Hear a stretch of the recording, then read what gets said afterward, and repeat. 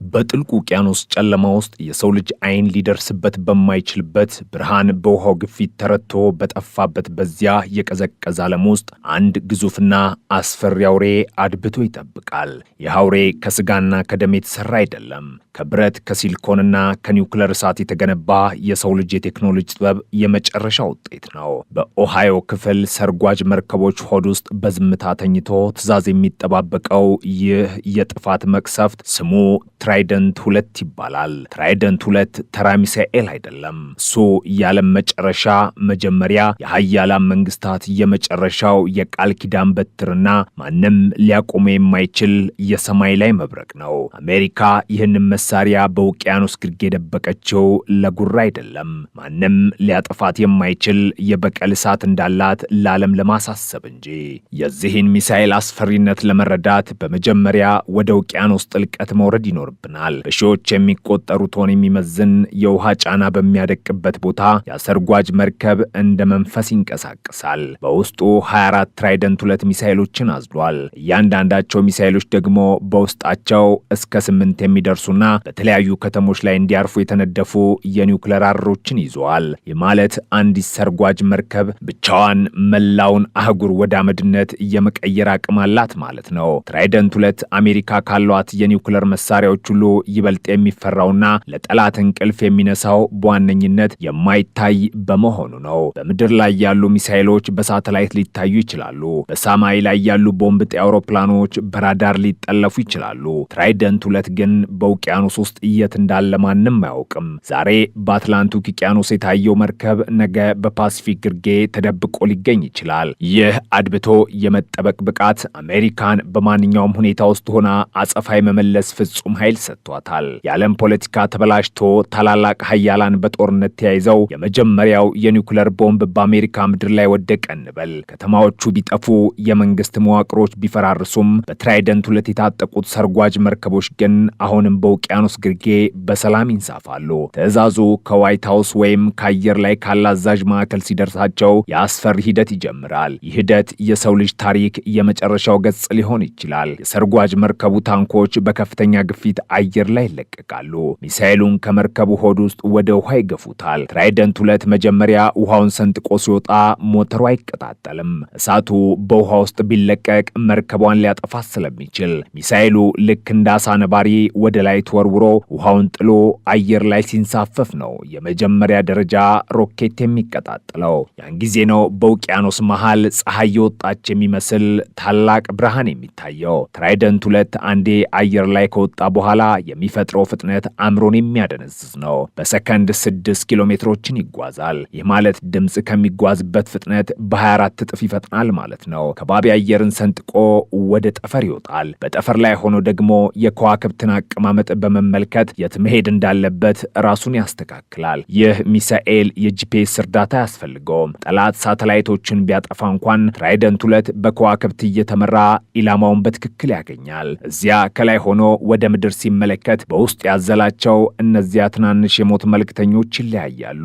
እያንዳንዳቸው እንደ ተወርዋሪ ኮከብ ወደ ተለያዩ ከተሞች ይወረወራሉ። የጠላት ሀገር የአየር መከላከያ ስርዓት አንዱን ቢመታ ሌሎቹ 7ቱ ግን መድረሳቸው አይቀሬ ነው። ይህ ነው ትራይደንት 2ን ማንም ሊያቆም የማይችል የመቅሰፍት በትር የሚያደርገው። የዓለም ሀያላን ሀገራት በተለይም ሩሲያና ቻይና ትራይደንት 2ን እንደ ትልቅ ስጋት የሚመለከቱት በቴክኖሎጂ ጥራት ብቻ አይደለም። አሜሪካ በየጊዜው በሚሳኤሉ ላይ የምታደርገው ማሻሻያ ለጠላት ሀገራት የአየር መከላከያ ጋሻ ክፍተቶችን ይፈጥራል። ትራይደንት 2 ኢላማው ላይ ሲያርፍ የሚኖረው ትክክለኛነትም አስደንጋጭ ነው። በሺዎች የሚቆጠሩ ኪሎ ሜትሮችን ተጉዞ በ1 ሜትር ልዩነት ውስጥ ሊያርፍ ይችላል። ይህ ማለት የጠላትን የምድር ስር ምሽጎች፣ የጦር አዛዦች መደበቂያዎችንና የሚሳኤል ማስወንጨፊያዎችን በአንድ ምት አመድ ያደርጋቸዋል ማለት ነው። ይህ መሳሪያ የጥፋት ሚዛን ተብሎ ይጠራል። ምክንያቱም እሱ እስካለ ድረስ ማንም ሀገር አሜሪካን በቀጥታ ለማጥቃት አይደፍርም። ጥቃቱን ብታሸንፍ እንኳን ከውቅያኖስ ግርጌ የሚወጣው ትራይደንት 2 ያንተን ሀገር ከካርታ ላይ እንደሚያጠፋት እርግጠኛ ነህ። ትራይደንት 2 የአሜሪካን ወታደራዊ ኃይል በዓለም ዙፋን ላይ ያስቀመጠ ሚስጥር ነው። የሚሳኤል የተገነባው እንዲተኮስ ሳይሆን ጠላትን በፍርሃት እንዲቀዘቅዝ ለማድረግ ነው። ብትነካኝ ትጠፋለህ የሚለው የአሜሪካ መልእክት በትራይደንት 2 ነጭ ብረት ላይ ተጽፏል። እያንዳንዱ የሚሳኤሉ ብሎን፣ እያንዳንዱ የኤሌክትሮኒክስ መስመርና እያንዳንዱ የኒኩለር ቅንጣት የተሰራው ለፍጹም ገዳይነት ነው። የሰው ልጅ የፈጠረው እጅግ አጥፊውና አውዳሚ መሳሪያ ቢኖር ትራይደንት 2 ነው። እሱ ሰላምን የሚያስከብር ሳይሆን ጥፋትን የሚያዘገይ የፍርሃት ጋሻ ነው። በአሁኑ ሰዓትም እኛ ይህን በምንሰማበት ቅጽበት በሰማዩ ውቅያኖስ ግርጌ እነዚያ ሰርጓጅ መርከቦች በዝምታ እየዋኙ ነው። በውስጣቸው ያሉት ትራይደንት 2 ሚሳኤሎች እንደ ተቆጣ ዘንዶ አድብተዋል። አሜሪካ ይህንን ኃይል በእጇ ይዛ በዓለም ፖለቲካ ላይ የምትሰጠው ትዕዛዝ ክብደት አለው። ሩሲያ የራሷን ቡላቫ፣ ቻይና ደግሞ JL3 የተባሉ መሰል ሚሳኤሎችን ቢገነቡም ትራይደንት 2 ግን አሁንም በታማኝነትና በትክክለኛነት ረገድ የዓለም ቁንጮ ሆኖ ቀጥሏል። እሱ የሰው ልጅ ስልጣኔ በአንድ ደቂቃ ውስጥ ሊያጠፋ የሚችል የቴክኖሎጂ አውሬ ነው። ትራይደንት 2 ሚሳኤልን ልዩ የሚያደርገው ሌላው ባህሪው ሁለንተናዊነቱ ነው። የሚሳኤል ከየትኛውም የዓለም ውቅያኖስ ክፍል ሆኖ ማንኛውንም የጠላት ኢላማ መምታት ይችላል። የፈለገውን ያህል ጥልቅ የሆኑ የምድር ስር ምሽጎችን ሰንጥቆ የመግባት አቅም አለው። አሜሪካ ይህንን መሳሪያ የመጨረሻው አማራጭ ብላ ትጠራዋለች። ምክንያቱም ሁሉም ነገር ሲፈራርስ፣ ተስፋ ሲቆረጥና ዓለም በጨለማ ስትዋጥ ትራይደንት 2 የመጨረሻውን ቃል ይናገራል። ያ ቃል ደግሞ ጥፋት የሚል ነው። ለዚህ ነው ትራይደንት 2 በዓለም ላይ ማንም ሊገዳደሩ የማይችል አስፈሪ ኃይል የሆነው። እሱ የሰው ልጅ የፈጠረው እጅግ የላቀ ኢንጂነሪንግ ውጤት ቢሆንም የሰው ልጅን ህልውና ለማጥፋት የተዘጋጀ መቅሰፍት ነው። አሜሪካ በዚህ ሚሳኤል አማካኝነት በዓለም ላይ ያላትን ወታደራዊ በላይነት አረጋግጣለች። ጠላቶቿ ትራይደንት 2ን ሲያስቡ የሚሰማቸው ስሜት አንድ ብቻ ነው፣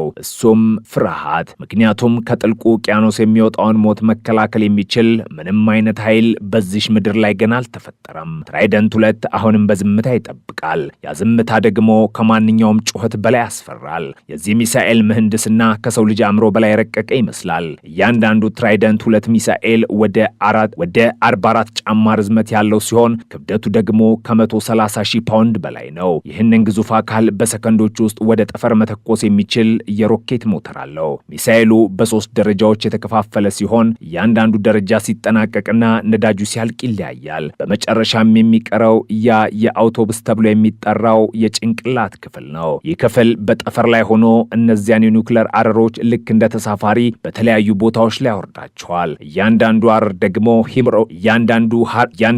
አረር ደግሞ ሂሮሺማ ላይ ከወደቀው ቦምብ በ10 እና በ20 እጥፍ የሚበልጥ አጥፊ ኃይል አለው። ይህ ማለት አንድ ትራይደንት 2 ሚሳኤል ብቻውን 10,000 ሂሮሺማዎችን በአንድ ጊዜ መፍጠር ይችላል ማለት ነው። የአሜሪካ የባህር ኃይል ጀነራሎች እንደሚሉት ትራይደንት 2 የማይሳሳት መሳሪያ ነው። ባለፉት 30 ዓመታት ውስጥ ከ170 በላይ የተሳኩ የሙከራ ተኩሶች ተካሂዶበታል። የአይነቱ አስተማማኝነቱ በዓለም ላይ ለየትኛው ሚሳኤል አልተሰጠም። ጠላት አሜሪካን ለማጥቃት በሚያስብበት ጊዜ ይህ 99 በመቶ አስተማማኝ የሆነው ሚሳኤል አጸፋውን እንደሚመልስበት ያውቃል። ይህ ዕውቀት ደግሞ ትልልቅ ጦርነቶች እንዳይነሱ የሚያደርግ የሰላም ዋስትና ሆኖ ያገለግላል። ነገር ግን ይህ ሰላም በሽብርና በፍርሃት ላይ የተመሰረተ ሰላም ነው። ትራይደንት 2ን ስናስብ የምናስበው ስለ ብረትና ስለ ነዳጅ ብቻ አይደለም። የምናስበው ስለ ሰው ልጅ ዕጣ ፈንታ ነው። ይህ መሳሪያ የሰው ልጅ ጥበብ ምን ያህል ሊልቅ እንደሚችል ያሳያል። በተመሳሳይ ጊዜ ደግሞ ያ ጥበብ ለጥፋት ሲውል ምን ያህል አስፈሪ እንደሚሆን ያስገነዝባል። ትራይደንት 2 በውቅያኖስ ግርጌ ተኝቶ የሚተነፍሰው የሞት ትንፋሽ የዓለምን ጂኦፖለቲካ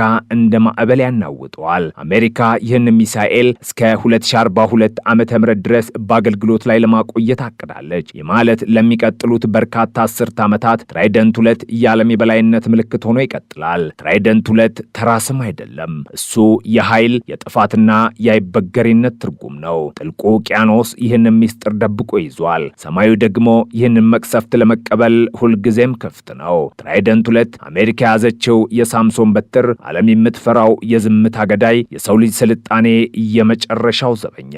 እሱ እስካለ ድረስ ዓለም ትንፋሿን ውጣ ትኖራለች። ምክንያቱም የትራይደንት 2 መነሳት ማለት የሁሉም ነገር ማብቂያ ማለት መሆኑን ማንም አይዘነጋውም። የዚህ ሚሳኤል አውዳሚነት ይበልጥ ግልጽ የሚያደርገው የሙቀት መጠኑ ነው። የኒውክሌር አረሮች ወደ ምድር በሚመለሱበት ጊዜ በሚፈጥሩት ከፍተኛ ፍጥነት ምክንያት ከአየሩ ጋር ተጋጭጠው የሚፈጠረው ሙቀት ከፀሐይ ወለል ሙቀት ጋር የሚቀራረብ ነው። ያንም ሙቀት መቋቋም የሚችል ልዩ የካርቦን ሽፋን አላቸው። እነዚህ አረሮች ወደ ኢላማቸው ሲቃረቡ ምንም አይነት ድምፅ አይሰማም። ጠላት የሚያየው ሰማዩ በድንገት ሲቀደድና 10 የሚሆኑ ነጭ የብርሃን መስመሮች ወደ ከተማው ሲወርዱ ብቻ ነው። ያ ብርሃን መሬት ከነካ በኋላ ግን ምንም የሚተርፍ ነገር አይኖርም። ህንፃዎች እንደ አቧራ ይበተናሉ።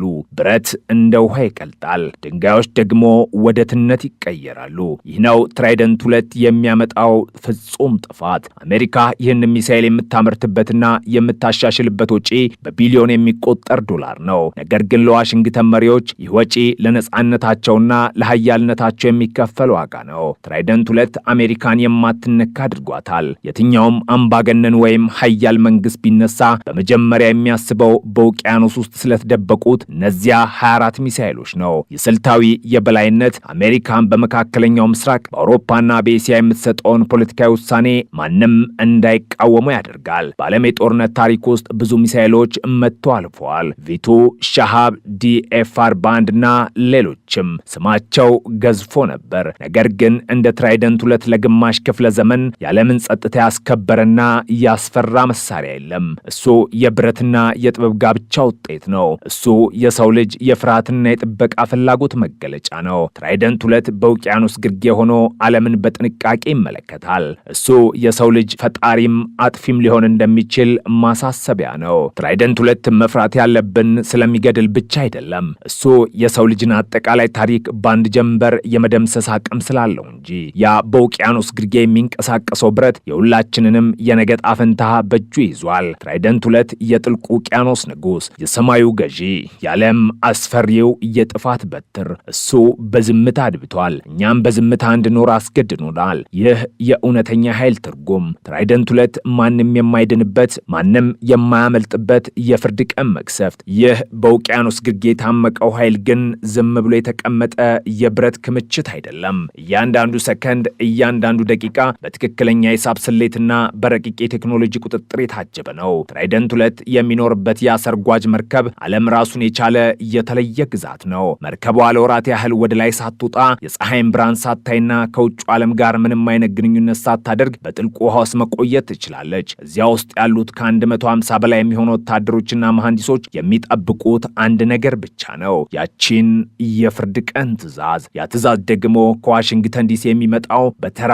የሬዲዮ ሞገድ አይደለም።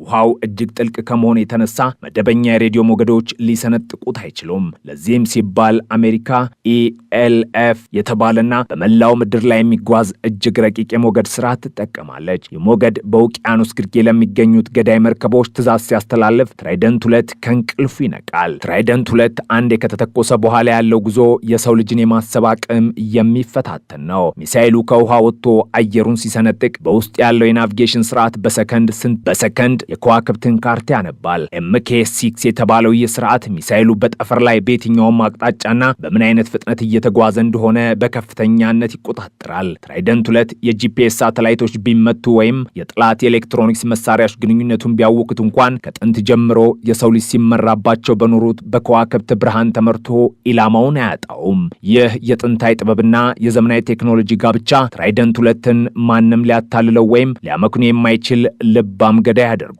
በውስጡ የያዛቸው እነዚያ የሞት ፍሬዎች አረሮች ደግሞ እጅግ አስፈሪ የሆነ የመበተን ጥበብ አላቸው። MIRV የሚባለው ይህ ቴክኖሎጂ አንዱ ሚሳኤል በተለያዩ አቅጣጫዎች የሚገኙ 10 ከተማዎችን በአንድ ጊዜ እንዲያጠፋ ያስችለዋል። አንድ ትራይደንት 2 ሚሳኤል ከጠፈር ላይ ሆኖ 8 አረሮችን ይለቃል። አንደኛው አረር ወደ ምስራቅ፣ ሁለተኛው ወደ ምዕራብ፣ ሶስተኛው ደግሞ ወደ መካከለኛ የሀገሪቱ ክፍል ይወረወራሉ።